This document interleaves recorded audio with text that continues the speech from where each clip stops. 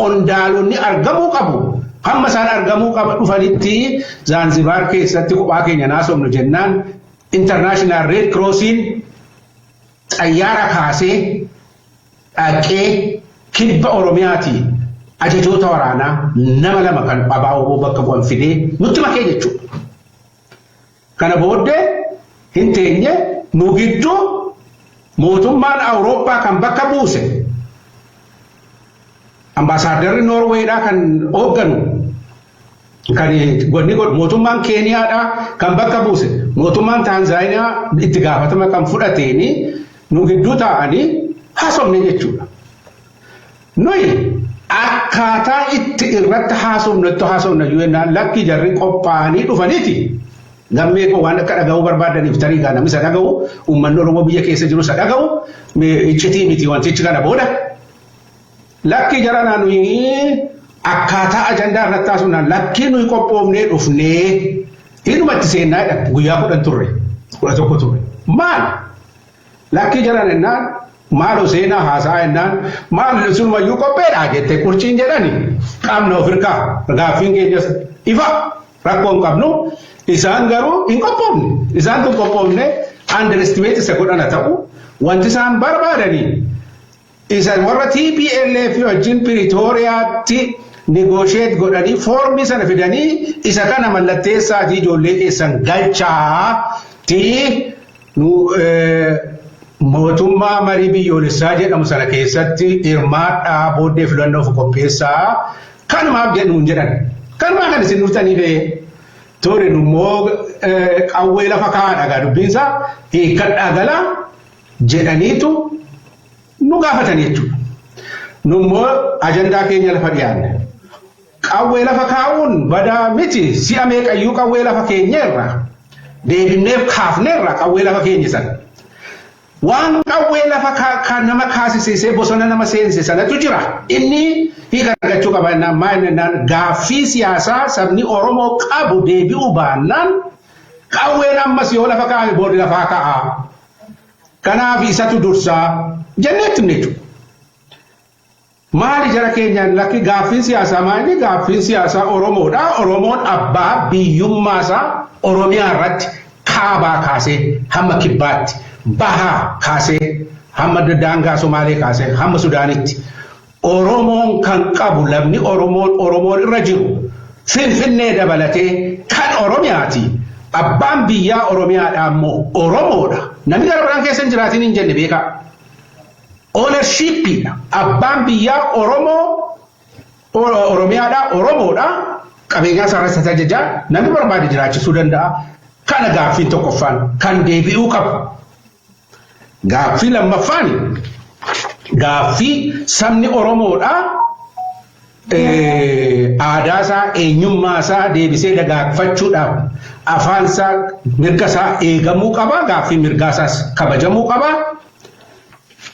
Kanumaafuu wanti ta'uu qabu wanti dursuu qabu isa akkasii fa'ii gaaffii siyaasaa kan Oromoon hiree mataasaa ofiin murteeffachuudha. Mootummaa barbaade dhaabbatee mootummaan kun mootummaa Oromoon filate miti waan ta'eef. Kanaafi jennee dhiyeessine jechuudha. Inni kun deebisuun ittuma cimu. Kophaas deebisuu hin dandeenye jarri. Takka hin gaafatu fakkaata takka nu jalaa badu. Teenyee immoo hoteela keessa takka haasofnee naannofnee immoo taphannee walitti deebina.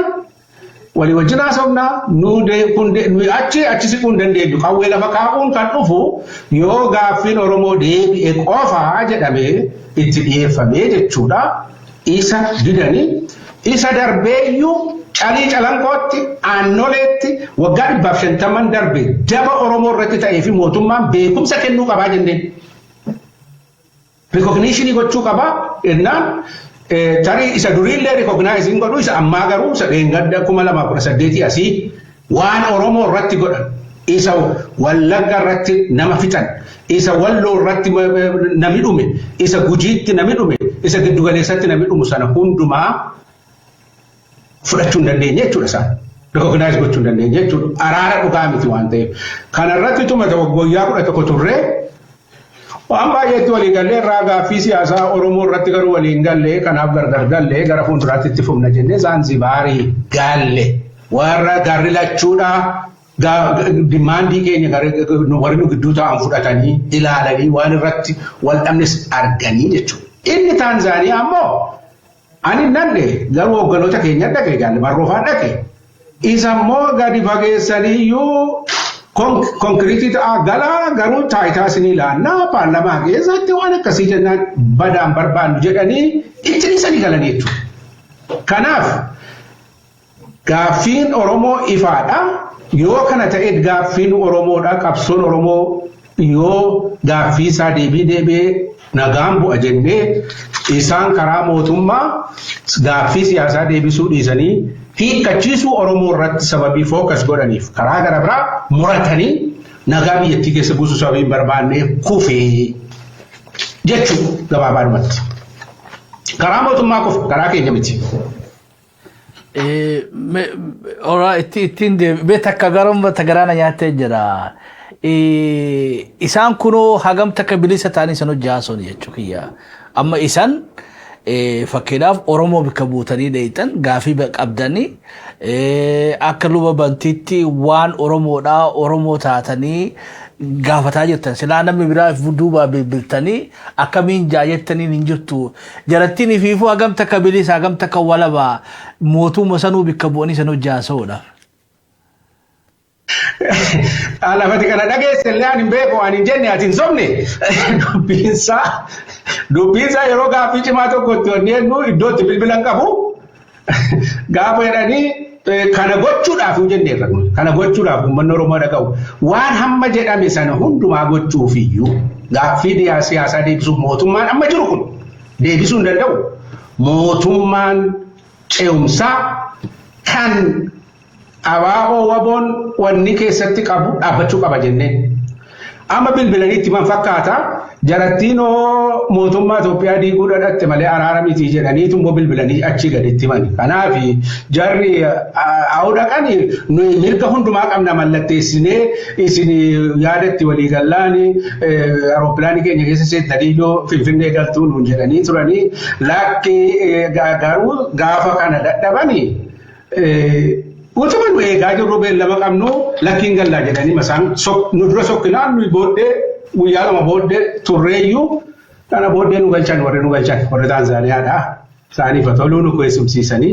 Kanaaf isaanii gaaffiin sabni Oromoo asirratti baruu qabu yaa jaalle Gammee fi jaalle Dr. Girmaani. Ilaa gaaffiin Piriitooriyaatti TPLF fi mootummaa wajjin qabataniif gaaffiin abaa'oo waboon Taanzaaniyaatti qabaate waliin ilaallatu. Warri TPLF biyya isaanii bilisoomsatanii hawwii qabeenyaa keenya saamuudhaa jedhaniitu gara godanaa dhufanii waggaa 27 mirga keenya dhiitanii abaa'oo sari'anii Oromoo miidhanii ol deebi'anii biyya isaanii sababii ijaarratanii fi federaal isteetii Tigraayitti galanii achirratti aangoo sababii dhabaniifitu waa'ee aangoo Tigraay irratti qabaachuudhaafitu yookiis immoo karaa hundumaa itti marfamanii waan fala dhabanii fi dirqisiifamanii Piriitooriyaatti dhaqanii mallatteessanii jechuudha. Karaa nyaatiin galuu fi maaliin galu. Waaqayyoon galatu Oromoon karaa itti marsitee diinni ittiin qabattu hin qabdu. Oromoon bahaa dhiyaa daangaa hundumaa irratti Waaqayyo Oromoo eebbisee iddoo gaarii kenne abbootiin keenya nu qabanii lafatti nu marsitu hin qabdu nutu marsa malee. Kanaaf waliin fakkaatu jechuudha. Nu marsanii geengoo keessa nu galchuu hin danda'an. Karaa hundumaa kunneen dabarra Oromoon. Waliin fakkaatu kanaaf isaan garuu rakkatanii kanaan kana keessa dhaqan erga galanii waan isaan irra galii hin beekne. Isaan aangoon isaanii utuu Tigree keessatti mirkanaa'ee itti bu'uu baatanii gaaffii isaanii deebi'eeraaf jechuudha. Kanumaa fi madaanee cabeebeedhaa yoo barbaadan nurraa citanii hin galanii itti yoo citte. Kan Oromoo garuu Oromoon abbaa biyyaa ta'a yeroo jennu nama Oromoo jedhamu warri maqaa Oromoo dhaatanii afaan Oromoo haasanii Oromoo miidhanii taayitaa gadhiisuu qabu jechuudha. Sanammoo isaanii barbaadde. Gaaffii cimaa kun isaaniif. Kanaaf wal fakkaatu jechuudha keenya gaaffii siyaasaa, gaaffii babiyyummaa, gaaffii eenyummaa, gaaffii seenaa ofii, aadaa ofii deebifatanii dagaagfachuu, nagaan baanee nagaan galu, qabeenyaa keenya irratti abbaa ta'uu, saamamuu dhiisuu, qeerraa buqqa'uu dhiisuu, waan barbaanne filachuu, waan barbaanne immoo irraa buusuudha gaaffiin Oromoodha. Gaaffii aadaa qabu sanaanii of bulchuuti malee gaaffii aangoo nama tokkoo miti. Nama lama sadii miti. Kanaaf gaaffii aangoodha jaalmarroo fa'aa jaalgammachuu fa'iif isin ilaalin lakkii kanan fudhannu jedhanii galanii nu boonsanii jechuudha. Kana garaagarummaan isaa jiru. Kan TPLF gaaffii aangoo biyya bulchuu ta'uu danda'a. Kan faannoo iyyuu gara fuulduraatti isaan biyya hin bulchitu jennaan walii galuu danda'u ta'a. Nu garuu hin bulchitu jedhaniin waliin gallu ijee akka kanaan duraa akka Goobana Daanchee fa'aa akka Raasmas Fisilashii fa'aa akka Haile Sillaasee fa'aa lakkii Oromoo gurgurree aadaa Oromoos gurgurree eenyummaa Oromoos seenaa Oromoos gadi cabsinee sirna naftanyaa jala hin bullu sirna naftanyaa hundaan buqqifnee mootummaa abbaa biyyummaa mootummaa Oromoo mirkaneessu dhaabbannee gaafa barbaanne immoo irraa buusuu dandeenyu dhaabbachuudha kan ta'e. Kanarratti garaagara ta'a. Isa Tigree wajjinis wal fakkeessuun sabni Oromoo isaanuun araaramanii maaliif araaramuu diddan jedhanii yaaduun gowwumaa waliin fakkaatu. Isicha warra kaanii wajjin immoo akka waliin fakkaanne sitti miidhaga. Nan dheeressee dhiifama kanuma gajaalli qabu. Warri Feesbuukii akka nuti hin dallanne kottee duudatti nu jijjiira jecha naftanyaa jiru. Kottee duudaa dhugaa. Dr. Girmaa.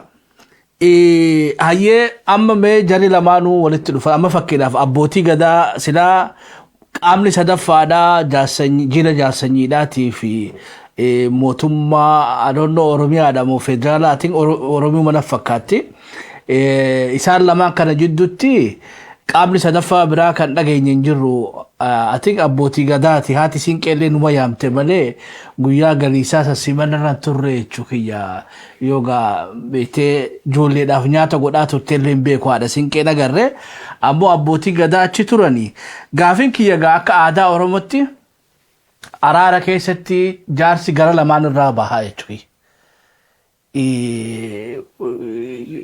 gara silaa jaarsanyii faanis beetee abbootii gadaa ofii manguddoo ergatanii warri mootummaa Oromiyaallee manguddoo ergatanii gaa kora jara lamaan kana manguddoo gama lamaanitti walii jigee akkasitti niwutiraal tahee laalee araara dhugaa san buusa. Bikkata namee akka hubannaa keetitti akka hubannaa keessanitti dhiiroo abbootuma gadaa mangudduma mootummaa sanitti jaarsanyiin isaanumatti ifkanne jennamoo moo dhugumattuu piroosesaa ture jechuu dandeenya manguddoon jaarsanyiillee dhuftee manguddoon gara mootummaallee dhuftee jaaroleen lamaan jidduu teesseeti araarsiteedha moo mootummaatu lachuutu taatee araarsite taak lammaffaa eega dubbiin Zanzibaaritti illee isaan dhibte Tanzaniyaatti illee isaan dhibde asitti maal haffattee fi jechuudha waan mootummaan Zanzibaaritti hayyamuu dide waan Tanzaniyaatti hayyamuu dide asitti maal garaa laafee fi deebisaa waan achitti dide asitti jaarsanii irraa fudhate jennamoo mootummaa garaa laaffateef moo jaarsanyiidhaatu gaafii laaffisee manguddoo qaamni sadaffaa isaan jidduu jirtoonni jirtii mee bakka irratti tokko miisa qabdan maal garaa laaffatan moo gaafii laaffatan? Gaafii lamaanuu gaafii ijooti gaafii baay'ee akkaan barbaachisaadha. San dura garuu mee dubbii TPLF irraa jalqabee haga ammaatti jaarsummaan deemamaa tureef garaagarumti isaa kan Zanzibaaris kan Tanzaaniyaatis garaagarumti isaa irratti waa xinnoo jechuun barbaada. Tokkoffaa amalli jaraa akkuma beekamu sila irraa kaafnee turre maqaa araaratiin fakkeessanii Oromoo to'annoo jala galchuudha jennee jirra kan irratti walii gallee jirra. Oromoon wanti inni quba qabaachuu qabu garuu